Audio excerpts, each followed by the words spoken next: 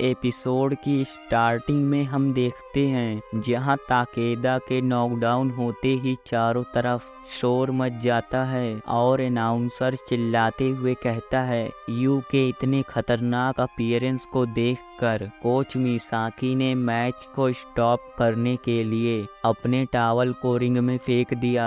You अपने सामने देखता है जहां ताकेदा को स्ट्रेचर पर ले जाया जा रहा होता है, जिसकी हालत काफी ही ज्यादा खराब होती है। ताकेदा की ऐसी हालत देखकर कोच मिसाकी अपने गुस्से पर काबू नहीं रख पाती और यू से कहती हैं, तुम मेरे स्टूडेंट को मारने की कोशिश कर रहे थे? और यू को एक थप्पड़ मारने के लिए अपने हाथ को आगे बढ़ाती हैं, लेकिन उनके हाथ को कोच के पकड़ लेते हैं। क्या तुम मेरे बॉक्सर के ऊपर वायलेंस का यूज़ कर रही हो? मुझे पता है कि ताकेदा की हालत काफ़ी ही ज़्यादा ख़राब है, लेकिन यह तुम भी जानती हो कि बॉक्सिंग में यह सब होना आम बात है। यह सुनकर कोच मिसाकी गुस्से से अपने हाथ को छुड़ाते हुए कहती हैं, बॉक्सिंग? तुमने क्या कहा? बॉक्सिंग? यह कोई बॉक्सिंग नहीं है। हम देखते हैं जहां यू को दूर से हैवी वेट डिवीज़न का वर्ल्ड चैंपियन आयरन टाइड देख रहा होता है। अगले सीन में हम देखते हैं जहां कोच मिसाकी ताकेदा को देखते हुए कहती हैं, जिसकी हालत काफ़ी ही ज़्यादा ख़राब होती है और उसकी पूरी बॉडी पर बैंडेज लगे होते हैं। यह कहना ठीक रहेगा कि वह कोई बॉक्सिंग नहीं कर रहा था और उसी मोमेंट को याद करते हुए कहती हैं, उस मोमेंट अगर मैंने टॉवल को थोड़ा और जल्दी फेंक दिया होता, नहीं अगर मैंने तुम्हें कभी सिखाया ही नहीं होता कि बॉक्सिंग कैसे करते हैं। और रोते हुए कहती हैं, मुझे माफ़ करना, तुम दोनों ने जो मेरे ऊपर ट्रस्ट किया था मैं उसे फुलफिल नहीं कर सके। मैं काफ़ी ज़्यादा शर्मिंदा हूँ, मैं सच में काफ़ी ज़्यादा शर्मिंदा हूँ। तभी ताकेदा अपनी आँखों को खोलता है, जिसके बगल में कोच मिसाकी के आंसू के कुछ बूंद गिरे होते हैं। कोच मिसाकी ताकेदा को जगा हुआ देखकर कहती हैं, ताकेदा। लेकिन ताकेदा कुछ बोलने की कोशिश कर रहा होता है। यह देखकर कोच मिसाकी ताकेदा से कहती हैं, तुम्हें बात करने की ज़रूरत नहीं है। क्या तुमने सुना नहीं कि डॉक्टर ने क्या कहा था? तभी ताकेदा कहता है, कोच आप। यह सुनकर कोच मिसाकी और भी ज़्यादा इमोशनल हो जाती हैं, जिसकी वजह से वह और भी ज़्यादा रोने लगती हैं और उन सभी पलों को याद करती हैं जो उन्होंने ताकेदा के साथ स्पेंड किया था। अगले सीन में हम देखते हैं जहां ताकेदा उसी बच्चे के सामने खड़ा होता है और एक डायरी में कुछ लिख रहा होता है। यह देखते हुए उस बच्चे की मदर कोच मिसाकी से कहती हैं, मैं उम्मीद करती हूँ कि हम एक दिन दोबारा मिलेंगे और मैं आपको शुक्रिया भी कहना चाहती हूँ। मिस्टर ताकेदा ने हमें लगातार डोनेशन देके हमारी काफ़ी मदद की है, तो मैं सच में आपको शुक्रिया कहना चाहती हूँ। मेरे बेटे को एक रेयर डिसीज़ है जिसका नाम अंडियान नोज़ है। क्या आप जानती हैं कि उसे इस डिसीज़ में एक दिन भी गुजारने के लिए कितनी हिम्मत की ज़रूरत है? हम नहीं जानते कि उसकी हालत कब ख़राब हो सकती है। अगर इस डिसीज़ का कोई ट्रीटमेंट होता तो मेरे बेटे को हर एक दिन डर और अपने अंदर के फीलिंग से फाइट करनी पड़ती है, और मैं सिर्फ डोनेशन की वजह से आप सबकी ग्रेटफुल नहीं हूँ, बल्कि मेरे बेटे को आपकी वजह से और भी ज़्यादा हिम्मत मिली। तभी हम उस बच्चे को देखते हैं जो मुस्कुराते हुए ताकेदा से कहता है, जब मैं ठीक हो जाऊंगा तो मैं भी आपकी तरह एक कूल और स्ट्रॉन्ग बॉक्सर बनूंगा। यह सब सुनकर ताकेदा को अपने फादर की याद आ जाती है। मैंने सच में काफ़ी ज़्यादा हार्ड वर्क किया है लेकिन क्यों मैं आपकी तरह स्ट्रॉन्ग क्यों नहीं बन पाया। इन सभी बातों को याद करते हुए ताकेदा रोने लगता है और कहता है मुझे माफ़ करना, क्योंकि मैं तभी उसके फादर कहते हैं तुमने सच में काफ़ी हार्ड वर्क किया है, मुझे तुम्हारे ऊपर गर्व है बेटा। हमें बताया जाता है 31 जीत और 5 हार के बाद यूतो ताकेदा ने अपने फिनिश लाइन को क्रॉस कर दिया। ताकेदा को रोता हुआ देखकर वह बच्चा कहता है आप रो क्यों रहे हैं, क्या आपको दर्द हो रहा है। अगले सीन में हम देखते हैं जहां कुछ लोग यू के फाइट को देख रहे होते हैं, तभी हम उनमें से एक पर्सन को देखते हैं जो मिडल वेट डिवीज़न का वर्ल्ड चैंपियन होता है, जिसका नाम फैब्रिजियो सेंटोरिनो होता है, जो कहता है वेल्टर वेट और जूनियर मिडल वेट डिवीज़न के वर्ल्ड चैंपियन किसी काम के नहीं हैं। तभी हम एक और पर्सन को देखते हैं जो सेंटोरिनो का ट्रेनर और मैनेजर होता है, जिसका नाम मार्को सेंटोरिनो होता है, जो कहता है अब वह जल्द ही हमारे पास आएगा, अपने आप को प्रिपेयर कर लो, क्योंकि वह सबसे बड़ी मछली है जिसका आज तक तुमने शिकार किया है। यह सुनकर सेंटोरिनो कहता है इससे कोई फर्क नहीं पड़ता, क्योंकि मैं हमेशा रेडी रहता हूँ, और यू को देखकर हंसते हुए कहता है मैं तुम्हारे लाइफ का तुम्हें सबसे अच्छा शो दूंगा। अगले सीन में हम देखते हैं जहां वही रिपोर्टर यू और ताकेदा के मैच को देखते हुए कहता है यहाँ तक कि यू ने ब्रूटली ताकेदा को डिस्ट्रॉय कर दिया। जैसी उम्मीद थी कि कोच के ने काफ़ी तेज़ी से उसके वेट क्लास को चेंज कर दिया। यू ने अभी तक 2 वर्ल्ड चैंपियन को डिफीट किया है, जिसकी वजह से उसके पास 2 टाइटल और 2 चैंपियनशिप बेल्ट हैं। जूनियर वेल्टर वेट क्लास को पता भी नहीं चला उसे हिट किसने किया।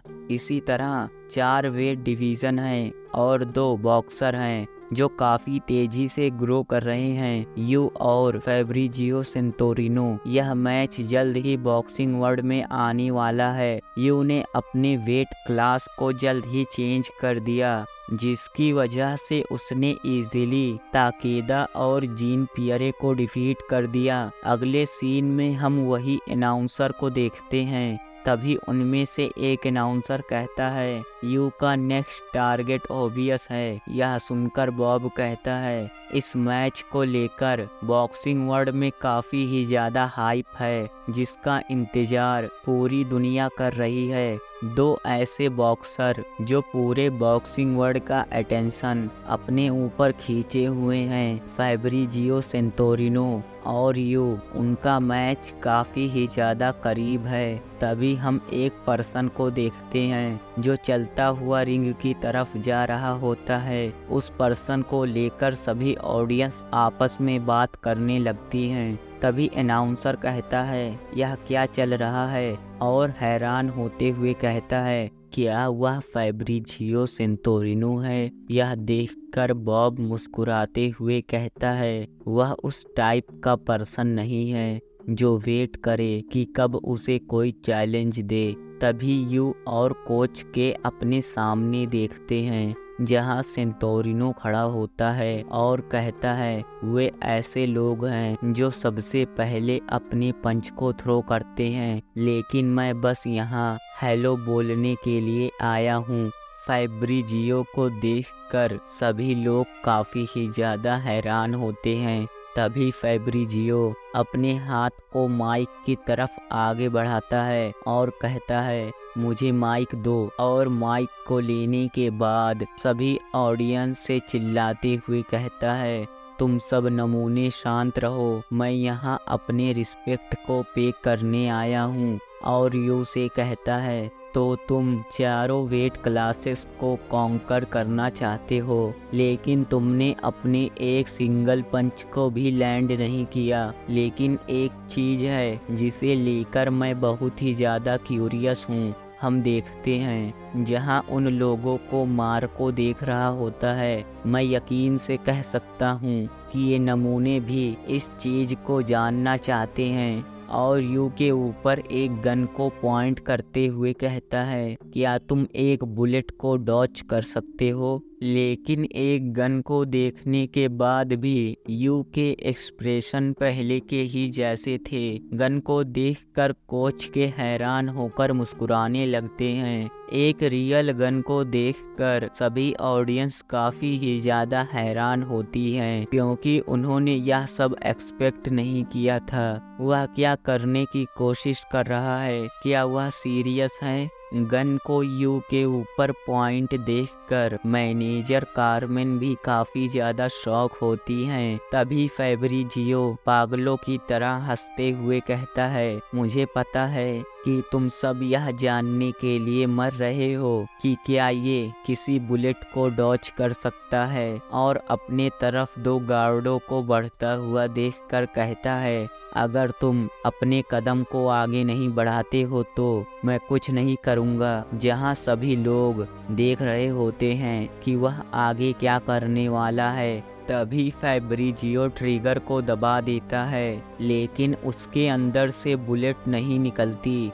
यह देखकर सभी लोग काफ़ी ही ज़्यादा शॉक हो जाते हैं और मैनेजर कार्मेन एक राहत की सांस लेती हैं। तभी फैब्रिजियो हंसते हुए कहता है, क्या तुम लोग डर गए थे? मैं बस मजाक कर रहा था। फैब्रिजियो के इस बेहुदे मजाक से सभी ऑडियंस उसके ऊपर काफ़ी ही ज़्यादा गुस्सा होती हैं। तभी फैब्रिजियो रियल बुलेट को शूट करता है। रियल बुलेट की आवाज़ को सुनकर सभी ऑडियंस खामोश हो जाती हैं। जहां फैब्रिजियो एक बैडेस लुक देते हुए खड़ा होता है और वहां से जाते हुए कहता है, मैं तुम्हें लीगल तरीके से मैच के दौरान इस रिंग में मार दूंगा जब तक तुम अपने लाइफ को एंजॉय कर लो। लेकिन इन सभी के बावजूद यू कोई रिएक्शन नहीं देता, लेकिन कोच के मुस्कुरा रहे होते हैं। अगले सीन में हम यू के पास्ट सेल्फ के कुछ पैनल देखते हैं, जहां यू पानी में डूबता जा रहा होता है और दरवाजे की तरफ देख रहा होता है, जहां कोई दरवाजे को खोलकर अंदर की तरफ आता है। तभी सीन प्रेजेंट में आता है, जहां यू की डोरबेल रिंग होती है। यू जाकर दरवाजे को खोलता है, जहां मैनेजर कार्मेन होती हैं।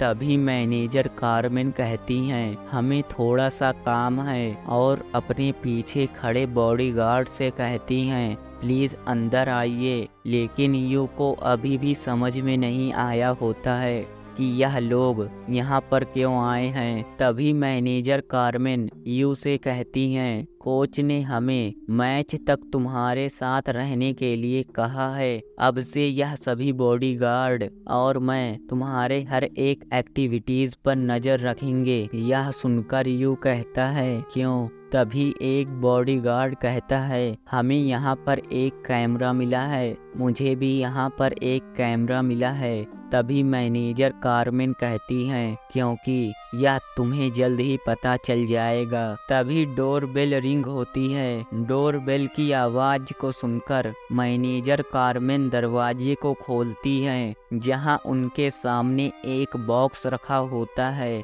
जिसे देखकर मैनेजर कार्मेन सेफ्टी के लिए एक सूट पहन लेती है और उस बॉक्स को खोलकर उस बॉक्स के अंदर देखती है और कहती है, कितनी बचकाना हरकत है। तभी यू मैनेजर कार्मेन से पूछता है, वह क्या है? यू की बात को सुनकर मैनेजर कार्मेन जवाब में कहती हैं, कुछ नहीं, बस एक बिना सर वाले बिल्ली की लाश है। जाहिर है वह लोग हमें धमकी दे रहे हैं और उस बिल्ली की लाश को एक बॉडीगार्ड को दे देती है और यू से कहती हैं, इसका मतलब तुम्हें समझ में आया? यह चीज उन दोनों भाइयों ने भेजा है। वह जीतने के लिए कुछ भी कर सकते हैं। मार्को सेंटोरिनो एल्डेस्ट ब्रदर है। मैं यकीन से कह सकती हूँ कि कल रिंग में एंटर करने वाला आइडिया उसी का था।